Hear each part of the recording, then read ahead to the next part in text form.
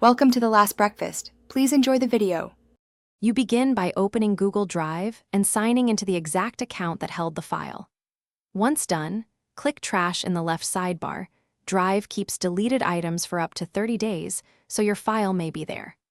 Make sure to check any secondary accounts if you use multiple logins, and if this is a work account, pause and confirm with your workspace admin because retention settings can differ.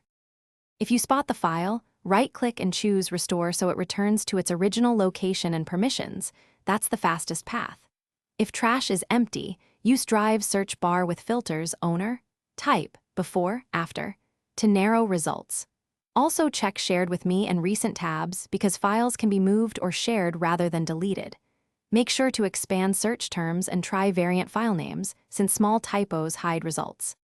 If basic recovery fails, contact your workspace admin to run an account audit or restore from domain trash. Admins can often recover older items. You can also check Google Vault or third-party backup services if your organization uses them.